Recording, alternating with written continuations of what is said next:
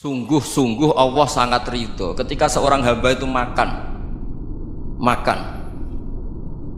ketika sesuap nasi dia muji Allah, ketika minum seteguk nasi dia muji Allah. Itu kalau orang diridhoni Allah itu wali betul. Itu untuk jadi wali itu gampang, kamu makan ridho, kamu nginjak buminya Allah ridho seneng, kamu hidup keseharian aman seneng. Nah ini supaya sampean kita semua ngaji betapa panduan Rasulullah untuk menggapai ridho Allah itu banyak yang keseharian sekali. Saking kesehariannya banyak dalam hadis dan itu sahih. Nabi menyebut hal-hal yang keseharian. Hatta ma tas'alu fi imra'atika, kamu punya uang kemudian istri kamu bisa makan, itu ibadah. Bahkan sebagian ibadah itu dicontohkan Nabi yang akhirnya diprotes sahabat, yaitu wa fi buti ahadikum sedekah, kamu menggauli istri kamu itu ya sedekah. Sampai sahabat bilang, yang benar ya Rasulullah, ayati ahaduna syahwatahu wa huwa lahu ajrun, masa urusan biologis, urusan syahwat kemudian dia dapat pahala. Nabi menjawab, alai salawatu aha fi haramin akana alaihi wisrun, bagaimana kalau dia meletakkan ke yang tidak benar, itu kan dosa. Nah, hal-hal seperti ini yang saya ingin teman-teman semua, saya juga agak ingin ngaji demi Anda, juga agak ingin. Itu dosa sekali ngaji kok, pesanan kelompok tertentu itu gak boleh. Islam itu untuk semua, jadi ya cuma karena di depan saya jenengan ya seakan-akan jenengan korbannya. Itu ada ilmunya dalam usul fikih itu. Jadi orang itu harus ngaji usul fikih. Nama yang disebut, mungkin Mas Sufyan masih ingat zaman ngaji usul fikih, nama yang disebut itu tidak jaminan sebagai prioritas perintah. Jadi misalnya gini, kebetulan yang di depan Nabi itu Abu Dzar, Nabi ya bilang, ya Abu Dzarin ini uhibbuka misalnya, atau ya Mu'ad ini uhibbuka, atau ya Abu Hurairah ini uhibbuka misalnya. Banyaklah riwayat yang Nabi nyebut ya Abu Dzarin, ya Mu'ad, ya Abu Hurairah. Kemudian misalnya Nabi meneruskan khitab, ini uhibbuka, saya mencintai kamu, fakul dubur sholatin, atau sebagian riwayat disebut fala tada'anna dubura kulli sholatin Allahumma inni ala dzikrika wa syukrika wa husni ibadatik. Saya mencintai kamu, siapa saja, Mu'ad bisa, Abu Dzar bisa, siapa. Saya mencintai kamu, mohon kalau habis sholat kamu jangan lupa wiridan Allahumma inni ala dzikrika wa syukrika wa husni ibadatik. Ya Allah, tolong kami permudah supaya mudah ingat Engkau. Anda tidak bisa mentang-mentang, wong nama saya Parmen, nama saya Purnomo, itu yang diperintahkan Mu'ad misalnya. Jadi yang disebut satu, tapi khitab itu untuk siapa saja. Saya teruskan. Jadi saya mohon semua kita melakukan kebaikan itu, kalau dalam kaidah fikih disebut al yakin la yuzalu bisyak. Banyak kebaikan yang kebenarannya itu 100%, tidak punya efek samping ke pihak lain, ke kelompok lain, ke komunitas lain. Itu tadi misalnya Anda makan dan itu murah sekali, hanya butuh satu piring, setiap punyaan kamu muji Allah, setiap minum kamu muji Allah. Itu redaksinya Rasulullah SAW disebut Allah sangat ridho ketika seorang hamba makan kemudian dia memuji Allah, atau minum kemudian dia muji Allah. Logikanya gampang, negara seperti ini yang kamu harapkan bentuknya kayak apa, mertua, ipar, komunitas, tetangga, itu nyata terjadi itu kan belum pasti. Sementara yang mesti terjadi adalah kamu butuh makan, kalau tidak mati, butuh minum, kalau tidak mati, butuh bumi yang nyaman ditempati, kalau tidak kita juga mati. Sebab itu Allah kalau menyebut nikmatnya itu hal-hal yang keseharian. Alladzi at'amahum min ju'. Allah itu siapa? Allah itu yang menciptakan kamu bisa makan, tidak berlebihan. Allah itu yang menciptakan kondisi sosial itu ideal. Zaman Nabi itu ya ada orang munafik, orang-orang pilihan Allah itu juga diuji orang sekelilingnya yang macam-macam. Semua diuji sesuai konteks zaman dan waktu. Nah, tapi ada ibadah-ibadah yang selalu disarankan Nabi. Sampai Nabi itu pernah ditanya, ayul islami khairun ya Rasulullah, Islam terbaik itu gimana? Jawaban Nabi itu unik, it'amut to'am, Islam terbaik itu ya makan-makan, jangan santai-santai. Ketika Allah menyebut beberapa kebaikan, falak tahamal aqobah, wa ma adrokan apa? Mal aqobah. Terusannya apa? Fakku rokobah. Terusannya apa? Au it'amun fi yaumin di masubah. Ya, atau acara makan-makan itu juga Islam. Kenapa? Ya bayangkan kalau tidak ada makanan, kita mati kan? Kondisi sosial tidak ideal tuh Anda masih gak apa-apa, tapi kalau Anda tidak makan, Anda tidak minum, Kamu punya istri cerewet masih bisa hidup, punya mertua cerewet masih bisa hidup. Tapi kalau tidak makan bisa mati. Berarti penting mana istri sama makan? Penting mana? Makan. Semoga istri Anda dengar. Nanti kamu disuruh makan tapi pulang deh. Itu kalau dibahasakan makan masih memahami. Penting mana nasi satu piring dengan istri? Nggak ada nasi mati, nggak ada istri belum mati. Penting mana? Gak berani jawab kan?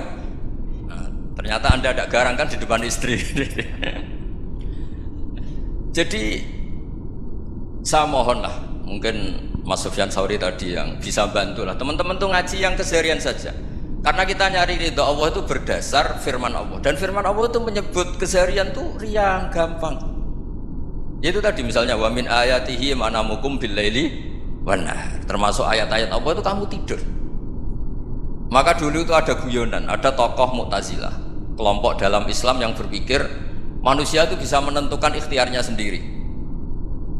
Karena saya bisa duduk, ingin berdiri, berdiri. Karena kelompok ini nggak terima kalau semua kehendak Allah, nanti bagaimana kalau semua kehendak Allah kok ada hisab ya, ada sanksi. Lucunya itu dia akhirnya, ini cerita ya, mencintai seorang perempuan cantik sekali. Dan itu dia menjadi ahli sunnah itu oleh hal-hal yang sepele. Karena istrinya cantik, ya namanya suami istri hubungan intim. Terus ditanya, Mas masih ingin lagi? Masih. Silahkan diulang lagi. Wah ya tidak bisa. Katanya manusia bisa menentukan yang diinginkan. Itu tobat itu. Itu nggak bisa ditobatkan Mas Sufyan Ats-Tsauri. Orang cantik yang mudah nobatkan orang itu orang cantik. Segampang itu. Akhirnya kita tahu, makanya kalau dalam kitab Hikam itu disebut al-aqil mayyakul madza yaf'alu wa hubi wal ghafil mayyakul madza af'al. Orang yang punya akal karena sadar ini wilayah Allah, semua milik Tuhan, itu dia tiap hari berpikir besok Allah akan melakukan apa terhadap dunia ini.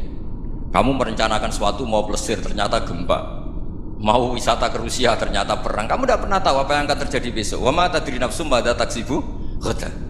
Tapi anda semua kita ini sering punya jadwal permanen. Makanya saya kalau diundang siapa saja, sana takdir. Yang jelas Gus ini acara penting. Ya masih acara penting nak pangeran ngersakno piye? Kok ape dadi pangeran? Kamu kok mau jadi Tuhan? Itu kadang ya kiai. Penting Gus acara ini jenengan harus memastikan bisa. Loh kamu itu yang ngajarin tauhid, sesuatu itu biadillah kok bilang-bilang apa pasti. Kalau maksa terus tak tobatkan kamu kata saya itu. Ya kalau gitu Gus bilang insya Allah. Wah itu hati saya, fisik saya, roh saya sudah bilang insya Allah. Tidak usah kamu latih kata saya. Nah hal-hal tauhid keseharian itu gampang sebetulnya. Wal ghafil yaqulu madza af'al. Tapi orang yang lupa Allah dia setiap hari bilang besok apa? Kita bisa melakukan apa? Seakan-akan dia itu aktor, dia penting, dia subjek permanen dia. Padahal kita ini hanya objek kehendak Allah Subhanahu wa taala.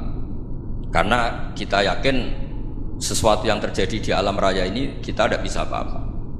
Makanya saya sering ngaji, sering bilang ketika Anda mensifati Allah, dia yang menghidupkan, sudah itu tanamkan sehingga ketika kita mati santai saja. Kenapa santai? Allah punya cara menghidupkan kita. Zaman kita hidup juga gak tahu caranya ngelola jantung, ngelola paru-paru. Kamu juga gak tahu ngelola oksigen yang tidak beracun, tidak mengandung polusi. Tahu-tahu hidup. Gak ingin tua ya tahu-tahu tua, gak ingin mati tahu-tahu mati. Selama ini kita hidup juga agak tahu apa sebetulnya. Hanya gaya tok, punya jadwal, punya planning. Kalau kamu bisa menentukan pilihan Anda, pasti Anda istrinya cantik, 4 neriman semua, qanaah semua. Nyatanya enggak kan? Sudah 1 jelek, cerewet. Oh itu kan. Nyatanya enggak bisa apa-apa Anda kan? Dan kamu bawa mati lagi. Itu kan. Istri Anda juga gitu, punya keinginan punya suami yang ganteng, yang jabat, yang riman, yang enggak poligami. Ya tidak kesampaian juga. Kalau kita ngitung tingkat kegagalan kita itu gagal terus. Ya kan? Nah, terus ingat Allah, madza yaf'alu wa bi. Orang yang punya akal selalu berpikir Allah itu menghendaki apa terhadap saya. Dengan sama-sama orang melihat orang yang serius, itu kata Anda itu pemikir berat, serius, senang punya tokoh yang merengut tuh, karena kamu anggap serius. Tapi sebagian orang anggap orang yang serius itu wong merengut, wong masam, wong muka kok ditekuk. Jadi sama Itu hati ya muqallibal qulub tsabbit qalbi ala dini, karena kita enggak tahu cara berpikir kita tentang orang lain, tentang sekeliling kita. Misalnya kita orang baik yang jenis ngurmat fakir miskin, ada orang bangun masjid mewah itu janggal. Apa artinya masjid mewah kalau banyak orang kelaparan? Tapi kalau yang jenis pendidikan, apa artinya masjid mewah kalau tidak bisa ngaji? Nanti yang jenis infrastruktur, apa artinya ini kalau semuanya punya sudut pandang yang berbeda-beda.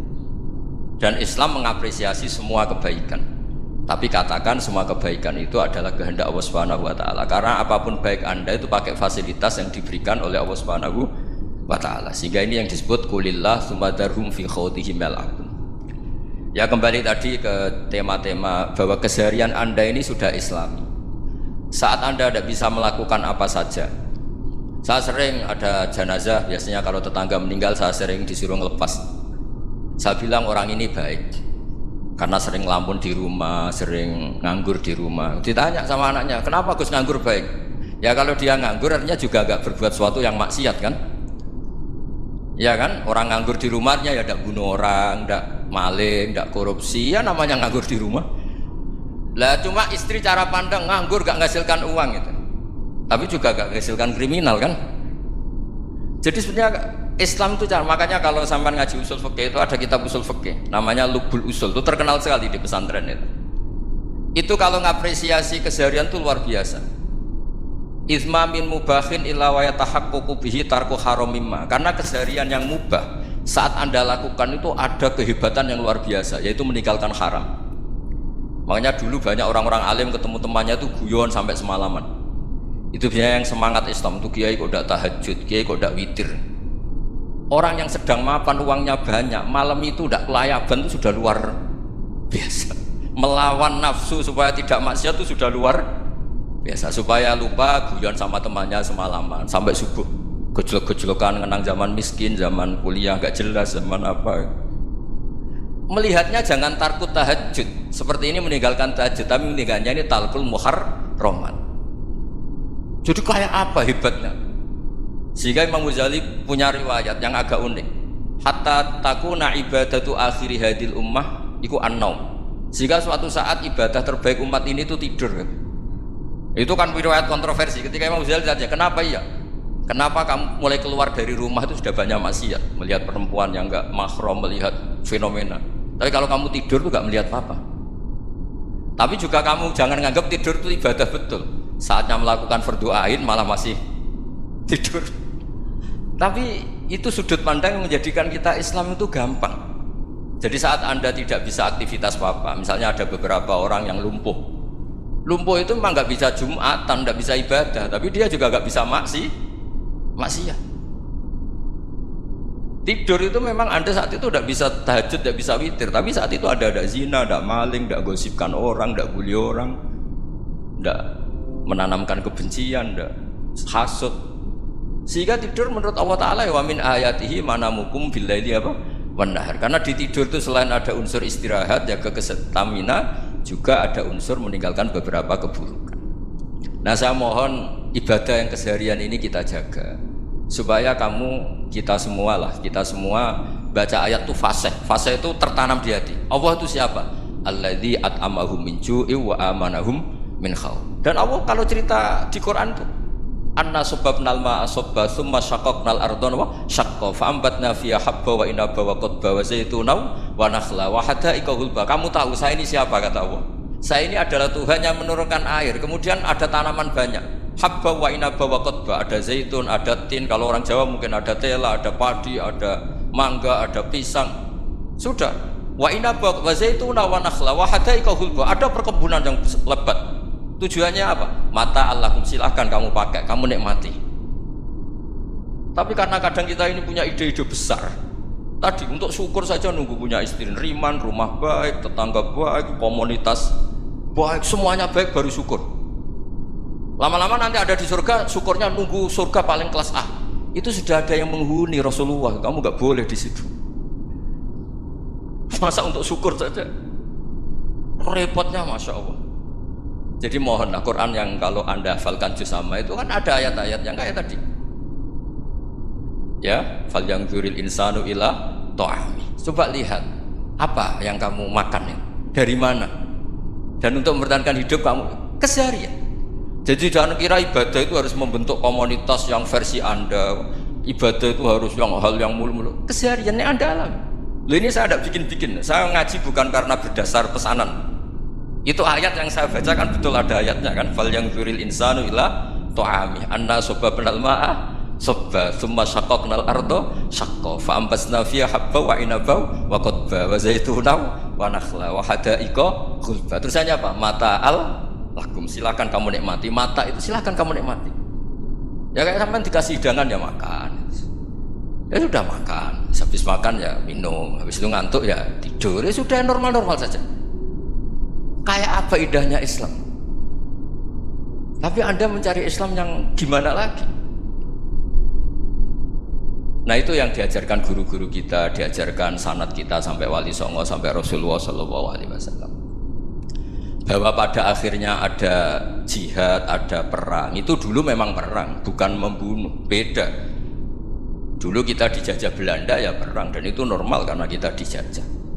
Jadi ketika orang lain ingin baik sama kita, wa in ahadum minal musyrikin astajaruka ya fa'jirhu hatta yasma'a kalam Allah. Kalau mereka ingin baik ya kita baik.